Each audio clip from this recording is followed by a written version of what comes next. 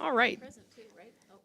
Good evening, everybody, and welcome to this evening's Finance Committee meeting. This is Wednesday, October 9th, 2024. It is 4:30 p.m.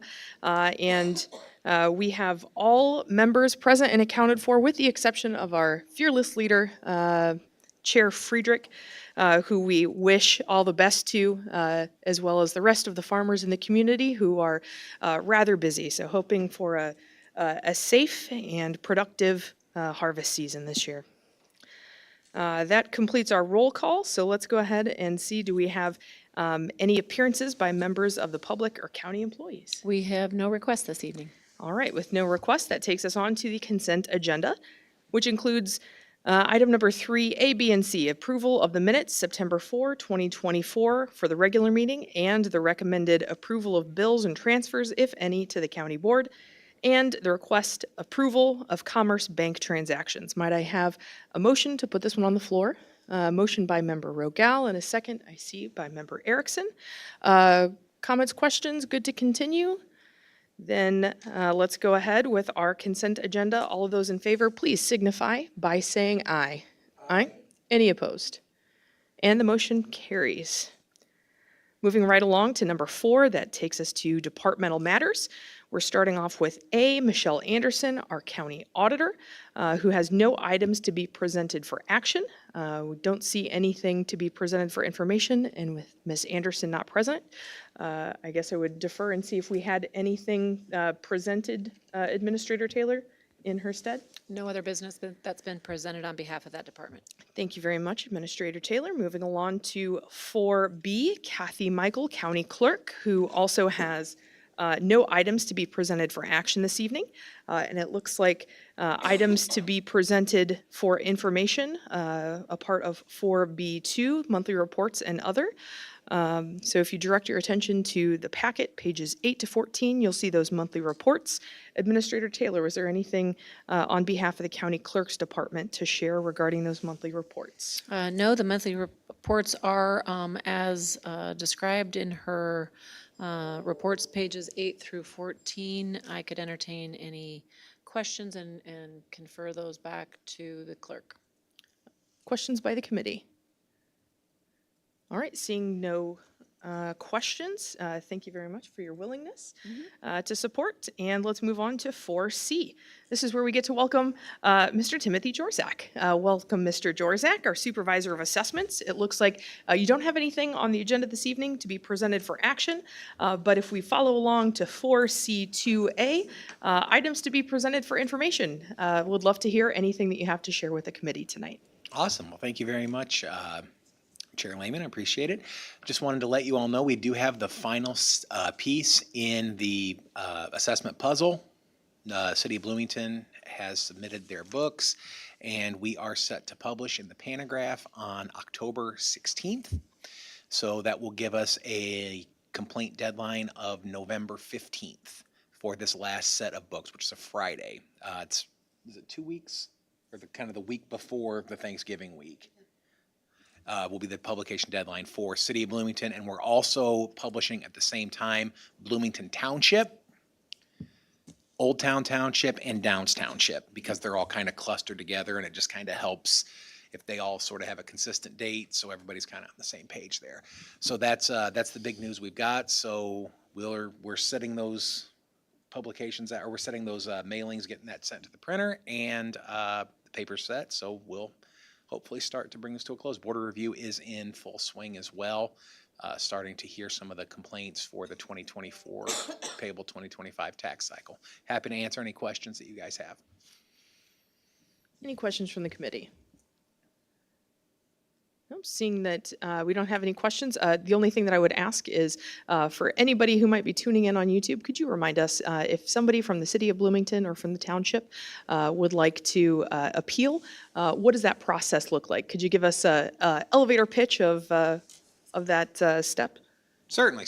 So if you want to file a complaint in one of those aforementioned townships, the complaint filing window will open on the day of publication, which is October 16th. You have 30 days from the date of the notice to file your complaint or to have the complaint postmarked. So as long as you get it postmarked by the 15th of November, your complaint will be heard.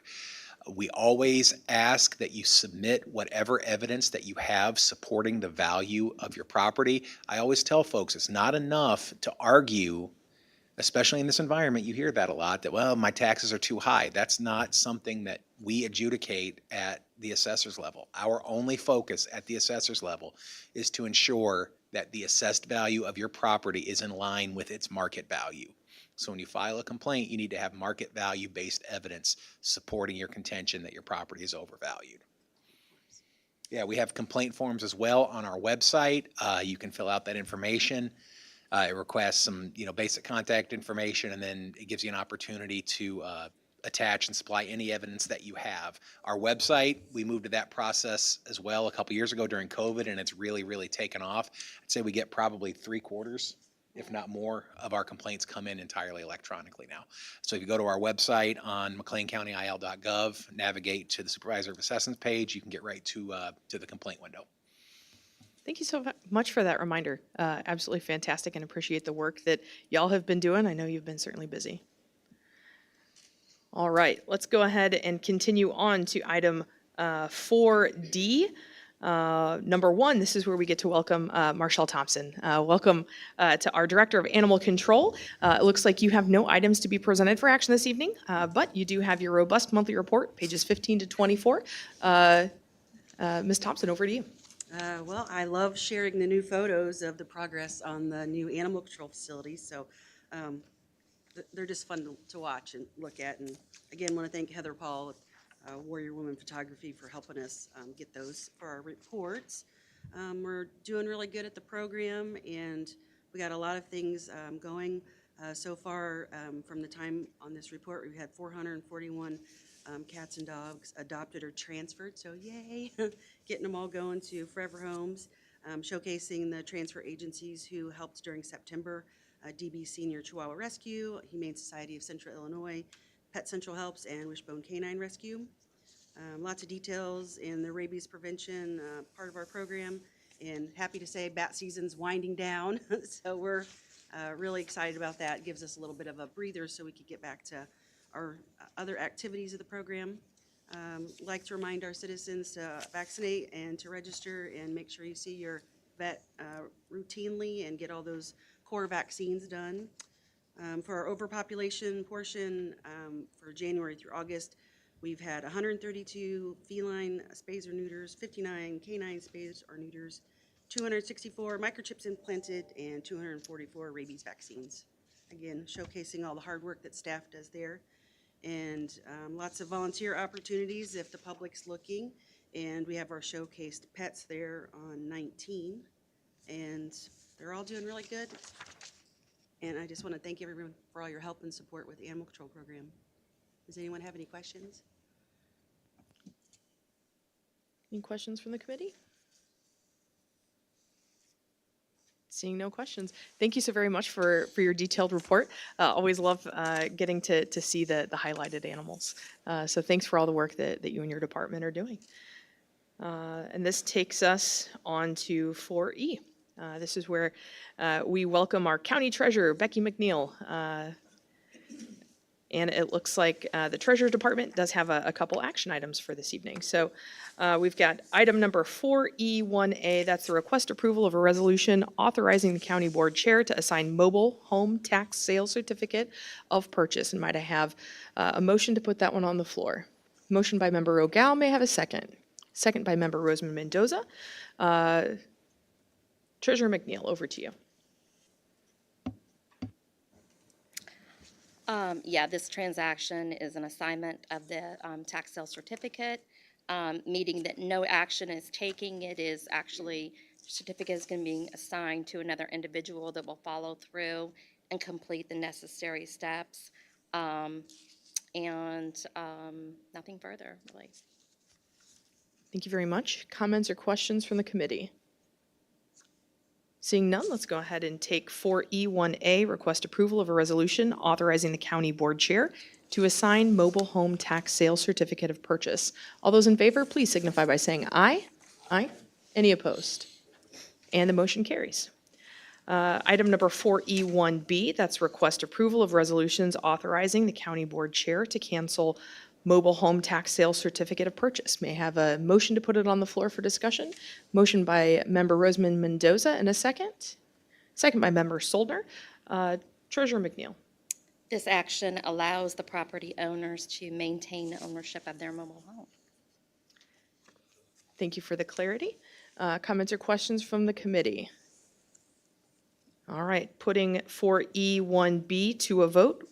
That's the request approval of resolution for authorizing the county board chair to cancel mobile home tax sale certificate of purchase. All those in favor, please signify by saying aye. Aye. Any opposed? And the motion carries. On to 4E1C, request approval of resolutions authorizing the county board chair to execute deeds of conveyance. Motion to put it on the floor?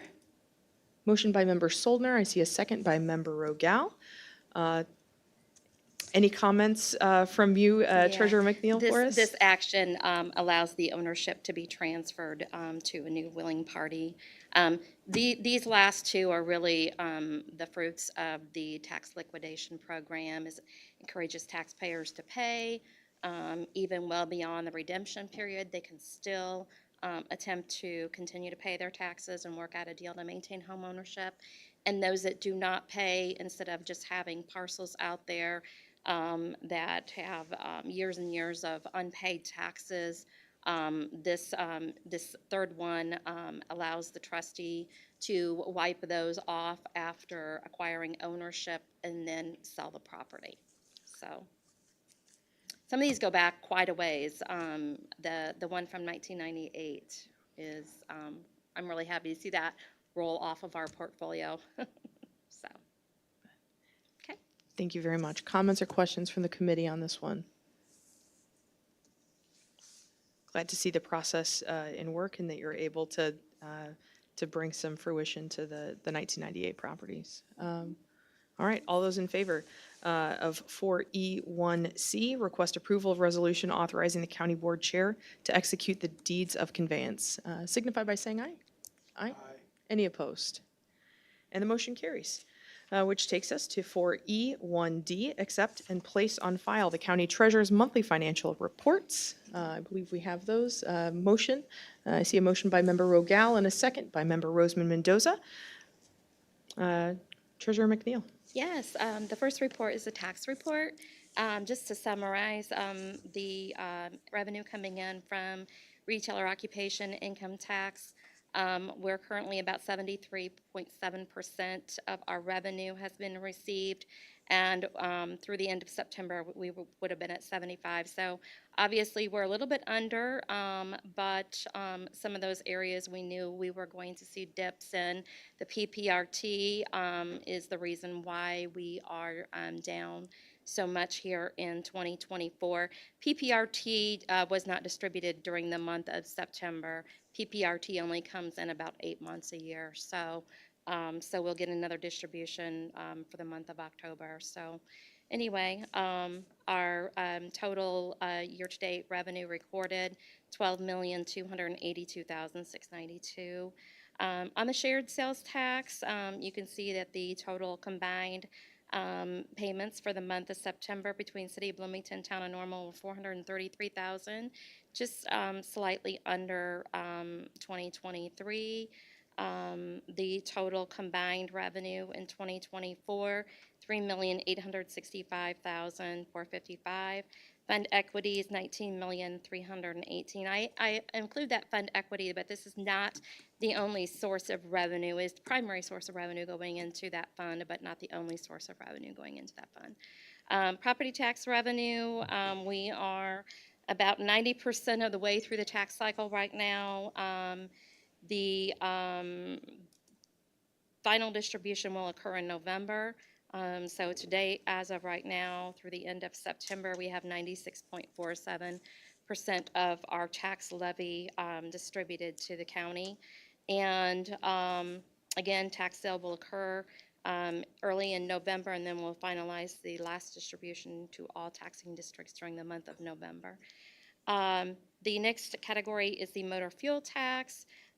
You have the summary there of the county motor fuel and township motor fuel, and the additional revenue from the renewal fund. In both cases, the revenue from the renewal fund outpaced the actual monthly regular township and county motor fuel payments. So, any questions on that report? The next report is the investment report, and in total, we are currently carrying 141.1 million right now. Illinois Funds still has an incredibly good rate on the money market of 5.23. There's been a little bit of a shift because of movement by the Fed, as well as anticipated movement by the Fed.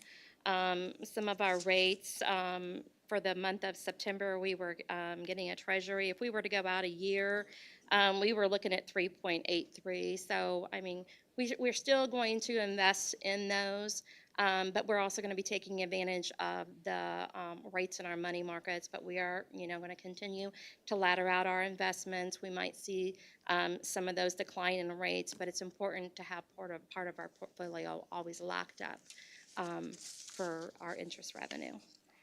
Any questions? The next report is the nursing home report. And during the month of August, the nursing home actually had a really good month. Their revenues outpaced their expenses by $65,164. Looking year to date, their year-to-date revenue accrued $7,566,000 compared to expenses of $7,534,000. Their receivable is still high, $4,953,000. Cash right now is total combined negative $1,744,000. The equity at the end of August was $1,195,000. Any questions? And then the final report I have for you is the September Blue Cross Blue Shield report. This is our self-insurance plan. You can see there for the month of September, our expenses were higher, almost by $100,000 compared to September 2023. Year to date, we have expenses of $5,453,000 against our self-insured plan. That's approximately $497,000 up compared to 2023. There is a positive number in column 8 on a stop-loss adjustment. There's a positive number there, and I'm just going to point it out because normally we see negatives there. We reached out to BPA, and they advised us that that's probably an adjustment from one of the prior claims, but they're getting back to us on that. So that number might change once we get a firm answer. So, any questions? Thank you very much. Thank you very much for the information and diving into this for us, Treasurer McNeil. No other questions from the committee? All right, let's go ahead and take 4E1D to accept and place on file the Treasurer's monthly report to a vote. All those in favor signify by saying aye. Aye. Any opposed? And the motion passes. Any other items to be presented for information this evening? No? Thank you. All right, thank you very much. Appreciate your assistance and explanations for us. That moves us along to 4F1, where we get to chat with our County Administrator, Cassie Taylor, who has many items to be presented for action this evening, since we are in the midst of a budget conversation. So item number 4F1A, request approval of a resolution establishing rates for health and life insurance coverage for fiscal year 2025. Might I have a motion to put it on the floor for discussion? Motion by Member Roseman Mendoza, and I saw a second, I believe, by Member Rogal. Administrator Taylor, would you enlighten us?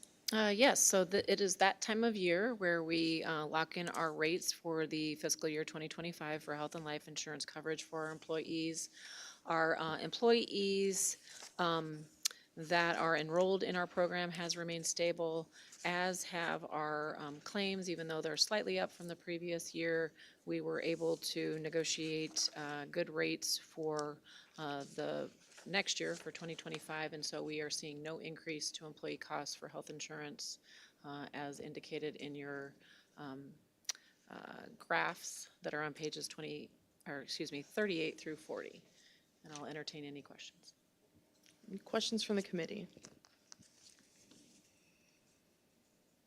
We'll say it's great to see that there's no addition, or there's no increase being passed along to our employees. So thank you very much to you and the team for all the diligent work that you've done in making sure we retain that relationship and keeping a good focus for county employees.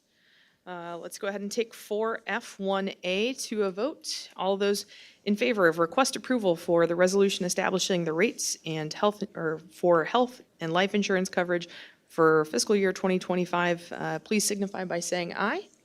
Aye. Any opposed? And the motion passes. On to item number 4F1B, that's our request approval of fiscal year 2025 recommended budget for the General Fund 0001, County Auditor Department 0003, Auditing and Financial Management Program 0003. A motion for this one to discuss. Motion by Member Soldner and a second by Member Rogal. Administrator Taylor. Thank you. This first slide will just share with you in review all of the departments or funds that we will be covering tonight. So we will move quickly. For the auditor's office, the county auditor does serve as the general accountant for the county and has responsibilities to keep general accounts and devise and install a system of financial record keeping. Other duties for this department are prescribed by state statute. As an overall, the overall budget for the auditor increased by 4%. She's seeing am I in the wrong? Decreased by 11. Oh, I'm so sorry. Forgive me. One moment. Thank you for pausing. I'm in the wrong presentation.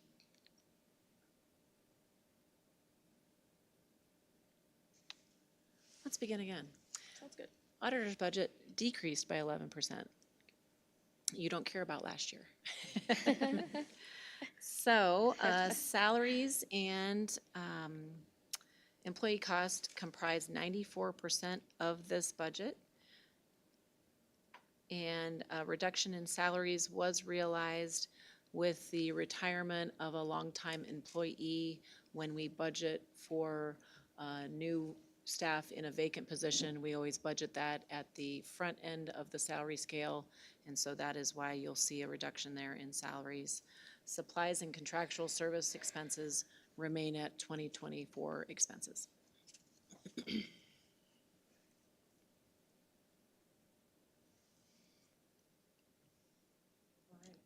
And I'll entertain any questions. So just a general question, I guess. If the voters in the county decide not to have an auditor, what is the steps for us after we take this out of the budget? Because we approve the budget in November, right? So after the election, what's the process if that happened? I know that we discuss it now because it's not decided, but if it's decided by the voters not to have it, is it taken out and put into other departments, or has there been discussion on that? Yes, we have had discussions on a transition plan should that occur. We could do transfers to other departments for the functions that would be being picked up by other departments. I know that there would still be a need for an accounting specialist to handle accounts payable, and so that would still be in the budget, but there would probably be transfers to those other departments that would be overseeing those specific duties.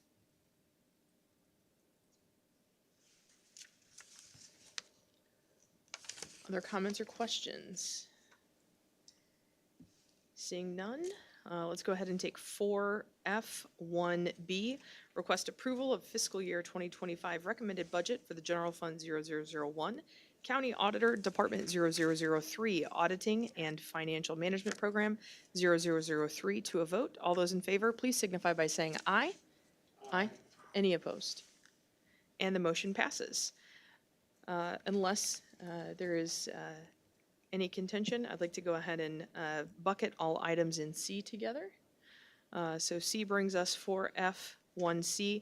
That's a request approval of fiscal year 2025 recommended budget for the County Treasurer's Department 0004, including C1, the General Fund 0001, Financial Management Program 0004, Collector Automation Fund 0168, Financial Management Program 0004. May I have a motion for this one? Motion by Member Roseman Mendoza, a second by Member Rogal. Administrator Taylor. Thank you. Moving on, I am in the correct year, budget 2025. The county treasurer oversees cash management, investments, revenue accounting, payroll accounting, and accounts payable for the county.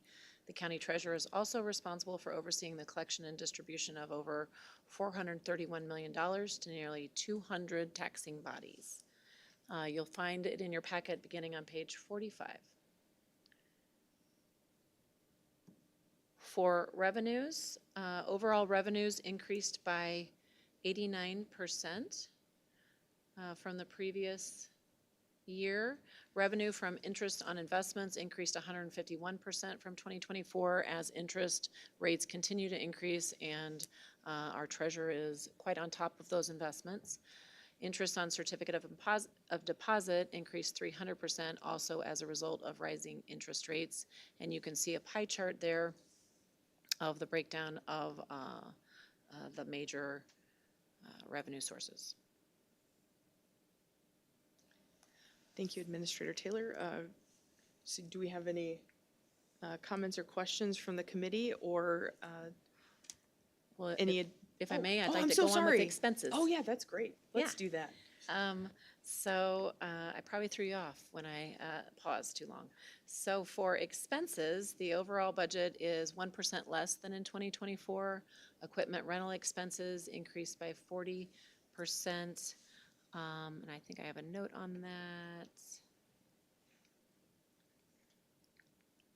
Yes, we're adding printers for operational needs. Letterhead and postage increased based on historical need and increased rates.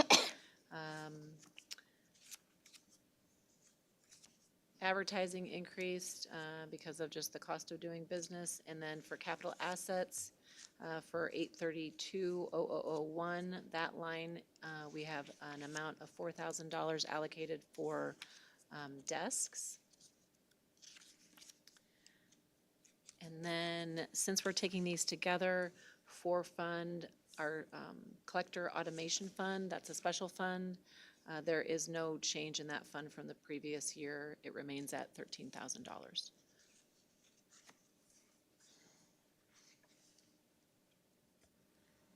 That's it. Excellent. Thank you very much. Now we shall pause and see if we have any comments or questions from the committee. Seeing none, and I apologize, Treasurer, if you had anything that you wanted to share regarding your budgetary process. No? Okay. The one question that I did have, and this is kind of thematic from many of the departments, but I noticed that we take the pains to consistently budget for schooling and conferences. So just as an example, in the treasurer's segment, if you check out page number 31 in the actual budget book, the line item that says school and conferences for 2023, we budgeted $4,000 and only $410 was an actual amount used. For 2024, we have $4,000 budgeted thus far in the year, understanding that we're not there yet. Only 215's been used, and we're also saying to budget $4,000 for this year. I certainly know that at least where I am in my world professionally, I wouldn't be there without continuing development opportunities, right? Like outside of proper schooling, right? Like having the ability to attend conferences, having the ability to engage with colleagues, to learn best practices, whether it be functional or leadership. I am absolutely a proponent of making sure that we continue to budget this amount. I'm also a proponent of making sure that if it's important enough for us to budget $4,000 of taxpayer dollars, then it's something that's deemed as important, right? So I'd love to see come to fruition throughout the course of the year that we actually make use of those dollars throughout all departments. And it certainly isn't just a party to the treasurer's report or the treasurer's budget, but really throughout. This is a great investment for our employees and a great thing to do for our county staff going forward. So if I could just comment. Oh, please. Yeah. So I'm the current president of the Illinois Association of County Officials. And all of my hotel expenses, all of my travel is comped by them. That's the reason why you don't see any expenses there. I will not be president of the, and actually as you are on the executive board, you become comped on a lot of that stuff. That, for example, Mr. Jorzak has to pay when he goes to conferences for IACO on spring and fall, and it's just because of all of the extra work that I do on behalf of the board. As I roll off of my position in the next year, that will no longer exist, and I will have expenses hit, I can assure you of that. So I just wanted to explain to you that there's plenty going on, but we have the actual benefit right now of me being comped in exchange for my service. Well, Treasurer McNeil, thank you so much for your service and for your leadership that has benefited the county then on this particular line item, as well as I'm sure a lot of other things that you're able to bring from that expertise. Thank And you. thanks for Thank you. I just sharing wanted that to explain perspective. that.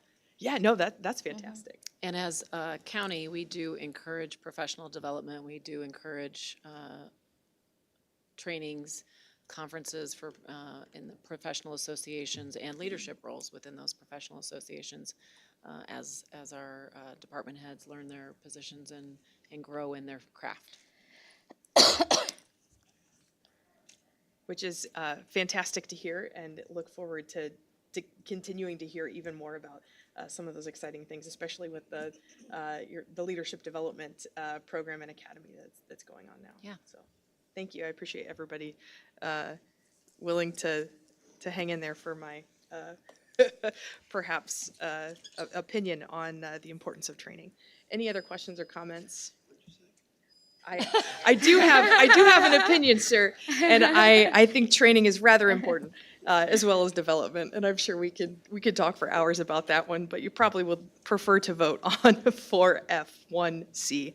That was the request approval of the fiscal year 2025 for the Treasurer's Department. That includes the Financial Management Program, Collector Automation Fund, and Financial Management Program. All those in favor, please signify by saying aye. Any opposed? And the motion passes.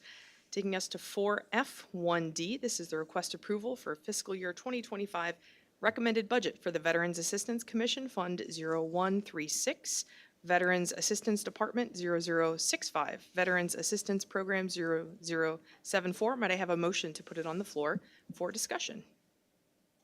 A motion by Member Roseman Mendoza and a second. We have a second by Member Rogal. Administrator Taylor. Thank you. The Veterans Assistance Budget for 2025 begins on page 50. I only have a couple slides for this fund. The Veterans Assistance Fund provides assistance to veterans and their families in securing benefits and services to which they're entitled. It provides assistance to veterans and their families in obtaining certified copies of active duty records, such as the DD-214. It provides veterans and their families with information and linkage to human service resources in the community from the appropriate providers. And it also provides for temporary emergency assistance to veterans for things such as rent or mortgage payments, utility payments, or transportation. So we met with the Veterans Assistance Commission and determined an amount that they felt is just and necessary for this assistance. We increased the Veterans Emergency Assistance by $30,000 upon their request to cover grants, to cover assistance for VA associations and organizations in the county, and to also sponsor veterans for activity events.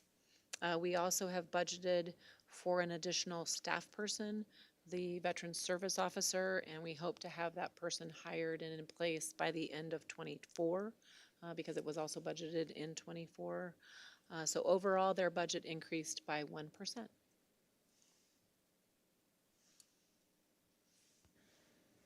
Questions or comments from the committee?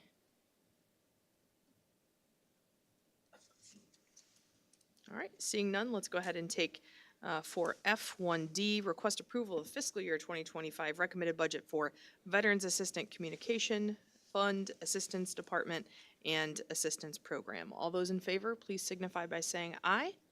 Aye. Any opposed? And the motion passes. On to 4F1E, that's a request approval of fiscal year 2025 recommended budget for the Historical Museum, Fund 134, Historical Museum Department, 72, Historical Museum Maintenance Program, 72.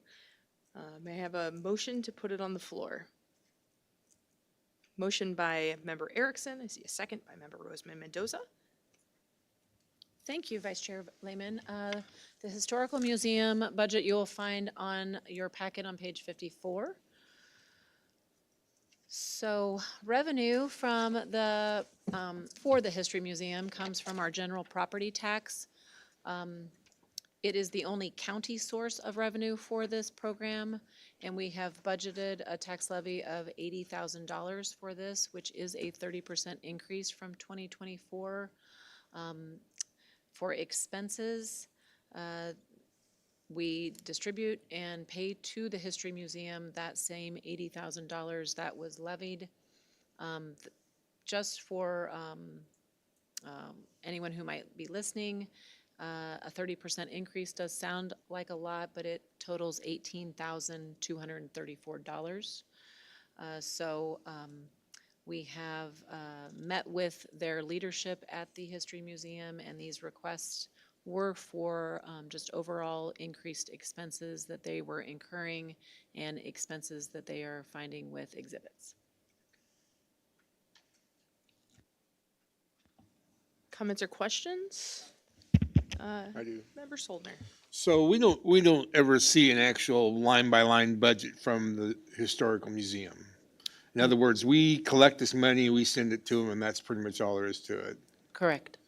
Okay, so again, 30% does sound like a lot, but when you're talking about $18,000, it, to me, doesn't seem like a lot, but I guess I would just like to know what that, you said it was just for regular, normal expenses. I'd like to sometime know what that is, but I need to attend the historical board meeting to find that out. Or I could request from Julie Emig more details for you. That's not necessary. I may actually talk to her myself. Okay, All right, thank you. thank you. Additional comments? All right. For F1E, request approval for the recommended budget for the Historical Museum, including the fund, the museum department, and the museum maintenance program. All those in favor, please signify by saying aye. Aye. Any opposed? The motion carries. Taking us to 4F1F, that's the request approval of the fiscal year 2025 recommended budget for the General Fund 0001 Bloomington Election Commission Department, 0048 City Elections Program 0053. Administrator Taylor? Do we have a motion? Oh, yeah. That would be a great thing to have. Might we have a motion to put this one on the floor for discussion? Motion by Member Roseman Mendoza, second by Member Rogal. Now I believe it is legal to Thank connect with you. you. The City of Bloomington Election Commission budget begins on page 56 of your packet. As you can see on this slide, Illinois statute allows for the formation of election commissions and during the 34th General Assembly of the State of Illinois, which commenced in 1885 and adjourned in June 26 of 1885. A section of the election law was enacted and defined the procedures by which a city, village, or incorporated town could create a board of election commissioners.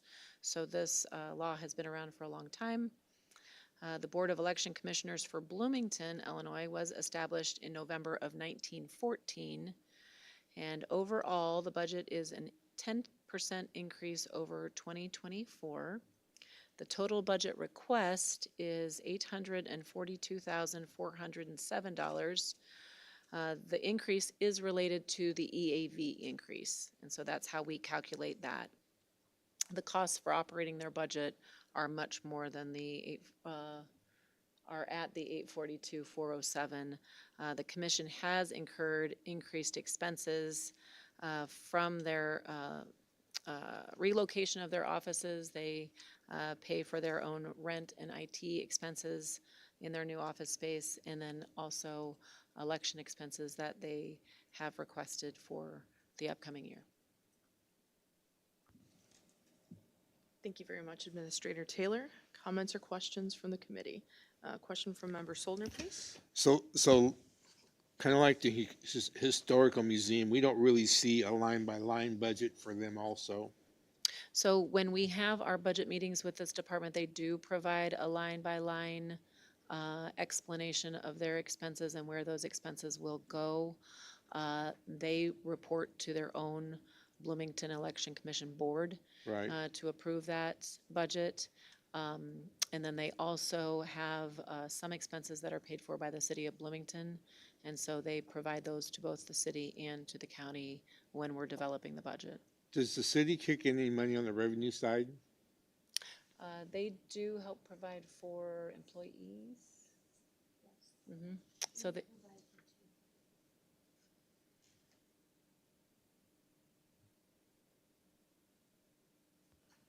We provide salary for the director and the assistant director, and then the city pays the salaries for the rest of the employees. Okay. So again, it looks like they're getting a 13% increase in salaries, if I'm reading this right. Is that correct? let me look at that.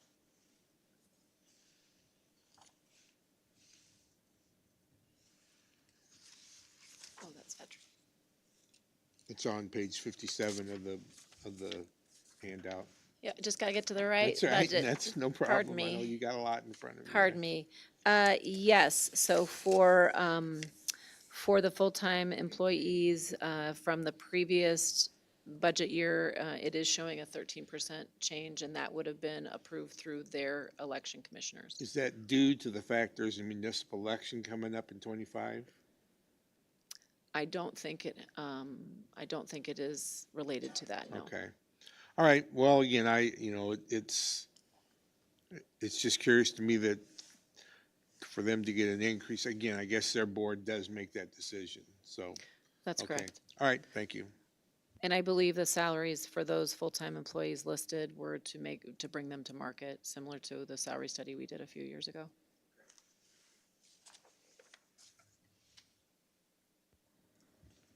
If I could ask, since we do cover for the director and assistant director, and if the funds for the other full-time folks were adjusted, was that a part of any of the salary study, or is that completely separate from any of the work that we've done, and this is merely just allocating funding? This is allocating funding because, again, they have their own board that makes those determinations. However, I am certain that their staff paid attention to our election staff increases and used that as a comparable. Okay, thank you. Seeing no other questions, let's vote on 4F1F. That's a request approval of the fiscal year recommended budget for the General Fund, Bloomington Election Commission Department, and City Election Program. All of those in favor, please signify by saying aye. Aye. Any opposed? Motion carries. Taking us to 4F1G, that's request approval of the fiscal year 2025 recommended budget for the General Fund 0001 Assessment Office Department 0049, including Property Assess Review Supervised Program and Board of Review Program.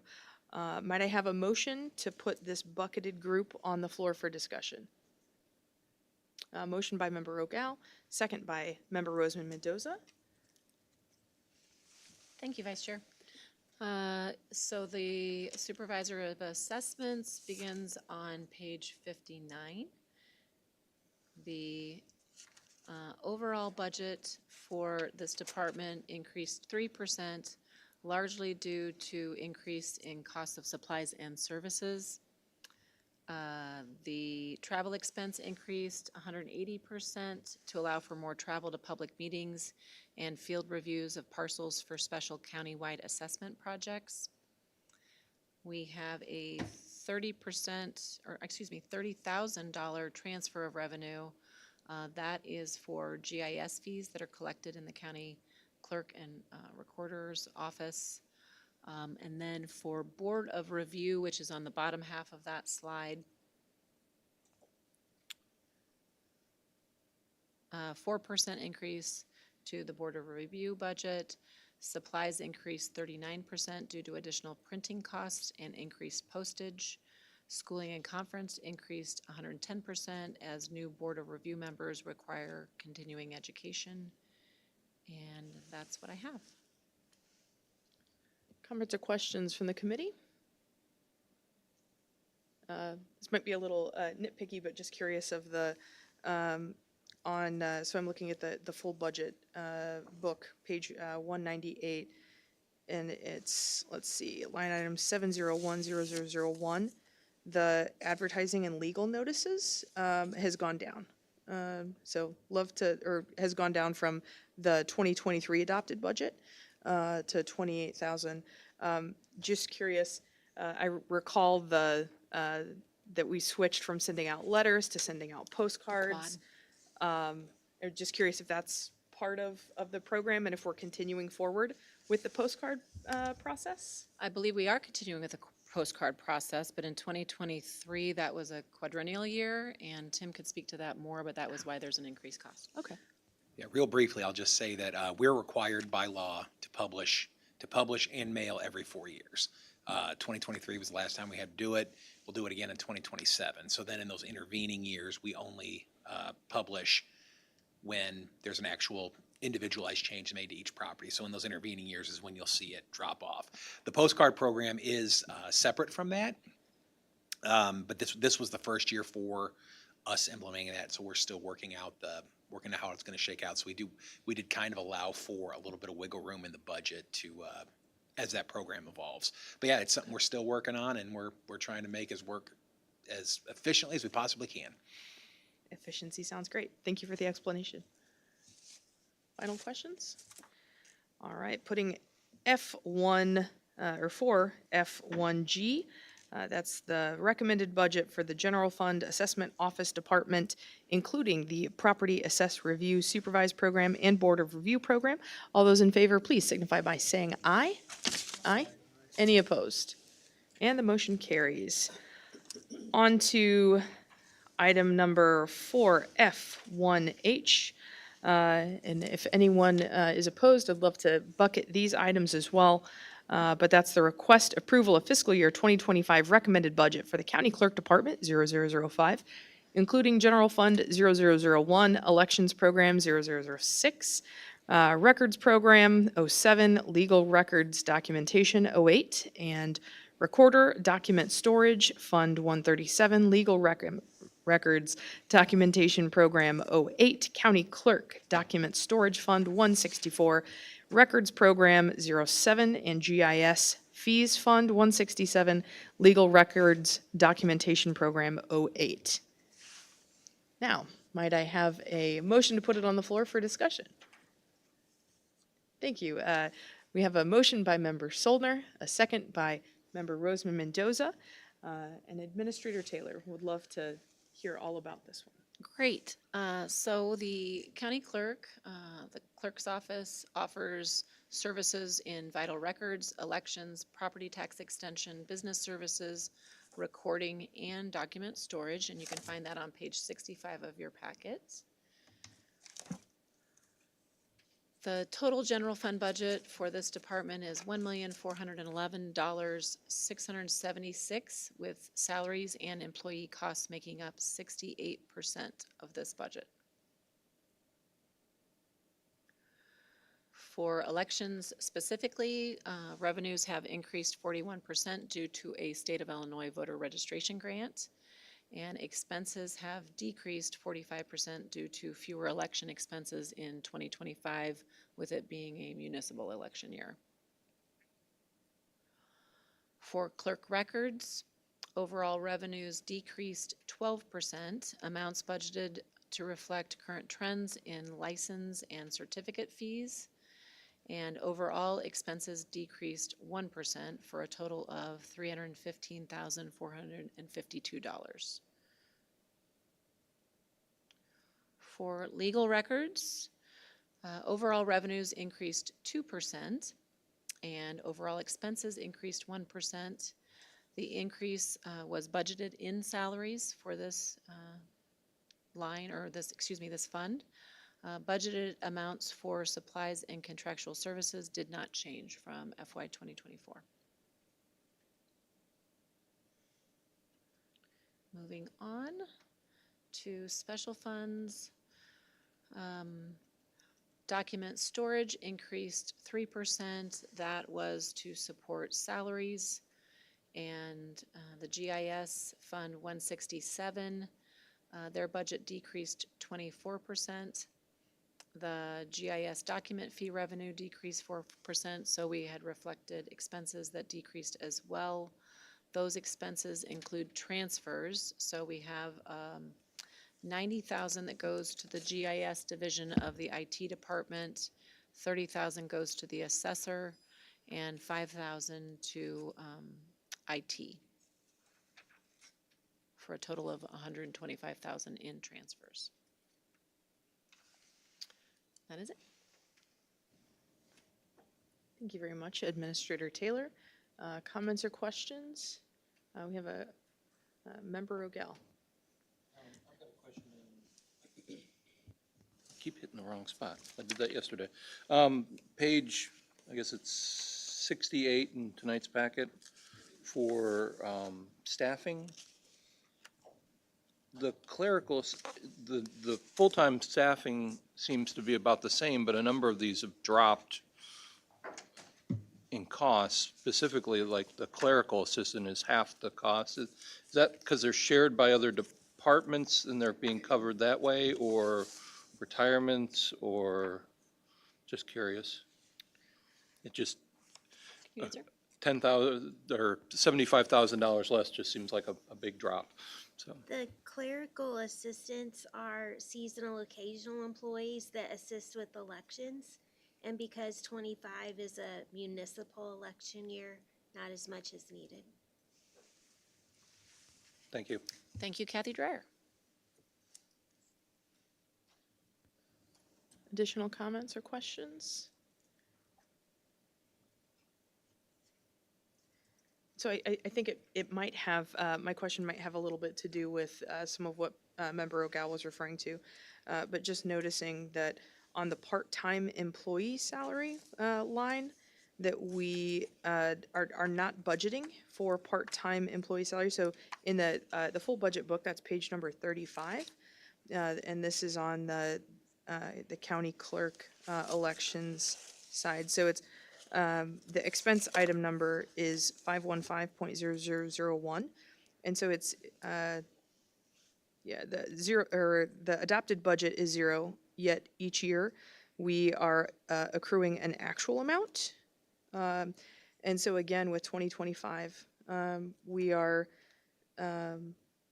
budgeting zero, but we have traditionally accrued an actual amount. So just wanting to understand the differentiation in, yea, though the occasional seasonal might be a little off or a little skewed, why we don't budget for part-time employees if we continually anticipate part-time employee hours? Or if that would be a better question for the department. If, for a detailed answer, it would be a better question for the clerk. But I can tell you that in past years, we have encouraged election judges to be included in the occasional seasonal line because it is dependent on the election year and election services. So anything further than that, I'd prefer the clerk to answer the details of that. Okay. Thank you very much. I'll have to inquire with Ms. Michael then. Additional comments or questions? All right, seeing none, let's take, I believe this is 4F1H. That is the request approval for the recommended budget for the county clerk. That's including the general fund elections program, records program, legal records documentation, and record documentation storage fund, legal record documentation program, and county clerk document storage fund, record program, and GIS fee fund, legal record documentation program. All those in favor, please signify by saying aye. Aye. Any opposed? The motion carries. Moving on to I, that's the request approval of fiscal year 2025 recommended budget for the Cooperative Extension Fund 0133, Cooperative Extension Department 088, Cooperative Extension Program 088. And might I have a motion? Motion by Member Solner, second by, I believe, Member Rogal. And Administrator Taylor. Let's learn about the extension budget. Thank you again. So the U of I Extension Service budget begins on page 81 in your packet. The U of I Extension has its own extension council. We have 3 McLean County board members that sit on that council. They approved this budget for $300,000. General property tax revenue is the source of this income. And expenditures in this fund are for the distribution and payment to the Cooperative Extension Service for those funds levied for a variety of programs. And before Member Solner can ask, yes, they do give a detailed budget in their council because you sit on it. Now it's becoming clear to me how these other ones work. Yeah. Yeah, I understand now a little bit how it works, they're not just coming up with these numbers out of the air. They do have boards and groups of people that make the decisions or come up with those numbers, so I appreciate that. Thank you. And I do believe that Katie Buckley did a good job at that extension meeting in explaining the needs and in-depth review of her budget. Yes, and in the past, we cut their request by a pretty good number. The reason for that was we believe their balance, their reserves, I guess, were really quite a bit larger than we thought they needed. And they did a good job in bringing those numbers down, and that's why we decided to request this. Thank you. Additional comments or questions from the committee? All right. And thank you very much to those of you who serve on that body and who have brought this to us today. So let's go ahead and put item number, 4F1I. That's a request approval of the fiscal year 2025 recommended budget for the Cooperative Extension Fund for the Cooperative Extension Department and Cooperative Extension Program to a vote. All of those in favor, please signify by saying aye. Aye. Any opposed? And the motion carries. On to 4F1J. Bundling these items together unless there is a concern otherwise for the request approval of fiscal year 2025 recommended budget for the General Fund 0001, Animal Control Department 0032, including the Animal Control Program 0065 and Municipal Warden Program 0066. Might I have a motion? I've got a motion by Member Roseman Mendoza and a second by Member Soldner. Administrator Taylor. Thank you again. So animal control's budget begins on page 83 of your packet. Animal control, that program as a whole is designed to promote and protect public and animal safety in a variety of ways, including prevention and control of rabies, enforcement of county and state animal control and welfare laws, collection of stray animals in certain circumstances, collection of bats, adoption of eligible animals to responsible homes, and promoting responsible pet ownership through education and community outreach. The total budget for shelter and warden costs is $930,661. Salaries and employee costs comprise 62% of this budget. For the shelter program specifically, our overall revenues decreased 4%. We had a decrease in late fee revenue, but that's a good thing because that means people are paying on time. Overall expenses increased 8%. We added 0.45 FTE administrative specialist position. And then we also moved one FTE over to into the warden program. So you'll see an increase in that program. For the warden program, revenues budgeted remain the same. That includes those municipal contracts and animal reclamation fees, and expenses decreased 30% due to the change in the employee allocation. So I hope I said that right. The warden program decreased, the shelter program increased. Correct. I got it right the second time. All right, thank you That's very, it. thank you very much, Administrator Taylor. Comments or questions from the committee? I did have one question on the line of overtime pay. So it looks like we're in a couple different areas. We're significantly over in the overtime pay piece. And just curious if we're at a staffing place that might be more comfortable to not incur as much overtime for future states. Do you want to take this, Marshall? We did have a lot of staff shortages during this time, and contractual obligations needed to be covered. So we used what employees we had to keep those services going. But I believe that allocations for increases would decrease that overtime load. Excellent, thank you. Other comments or questions on the animal control program? All right, taking item number 4F, 1J, that's the request approval of fiscal year 2025, the recommended budget for the general fund animal control department, including animal control program and municipal warden program, to a vote. All of those in favor, please signify by saying aye. Aye. Any opposed? The motion carries. Going on to 4F1K, that's the request approval for fiscal year 2025 recommended budget for the Tort Judgment Fund 135, Tort Judgment Department 077, including the Risk Management Insurance Program 077 and the Risk Management Civil Program 078. Might I have a motion? Motion by Member Soldner and a second by Member Roseman Mendoza. Thank you. Tort Fund begins on page 92 of your budget, and this is the last. We are in the final stretch. Tort budget has two parts that we'll be approving tonight. The risk management insurance portion, there was a 7% increase to expenses.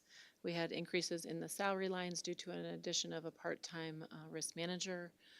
We have a 13% increase in general liability and a 14% increase in property insurance. Those projections are based on information we received from our broker, AJ Gallagher. For the non-contractual service lines, that did increase by 15% for expenses that have been related to litigation but not specifically associated with a liability claim. Then for our risk management civil side of this fund, that does provide for the salaries for our state's attorney's staff, a division of 2.3, because they do receive some support from support staff in the state's attorney's office. They are seeing a 7% increase in the budget from 2024. The non-contractual services line increase, oh, that's that note. The non-contractual services line increased in that fund due to the litigation not associated with claim. My notes were too compressed. Hooray for fuzzy notes. Questions or comments from the committee on the tort judgment fund? Member Rogel. I have never mind, I just answered. Fabulous, love that. Final questions? All right, is this the home stretch? Looks like we're taking F1K to a vote. That's the request approval of fiscal year 2025 recommended budget for the Tort Judgment Fund 135, Tort Judgment Department 77, including the Risk Management Insurance Program 77 and Risk Management Civil Program 78. All of those in favor, please signify by saying aye. Aye. Any opposed? And the motion passes. Administrator Taylor, this brings us to anything that you would like to present for information this evening. No other items for information. I just want to make a comment that I appreciate all the dedication of the departments who have been involved with the budget process, and their input is crucial to this being a successful project. I think by the lack of a lot of involved questions that they're doing a good job of explaining their needs. So thank you for that, and thank you for your attention as I went through my jumbled notes. Comments or questions from the committee for Administrator Taylor? I will say, if I can speak for the committee, or perhaps I should just speak for myself in this moment, but just to say thank you so very much for the presentation, for all the additional information that you've provided, that all of administration has provided to make this a really succinct process, to make it a process that is easier to digest, and just want to echo also to all of the department heads, all of the info that you all have provided, as well as the detailed process that you've gone through to make sure that we're budgeting for the right things for today and into the future, is truly appreciated. Yes. Any final comments or questions? As we wrap here, that takes us to our other business and communication in number 5. That is our next meeting for the Finance Committee is Wednesday, November 6th, 2024.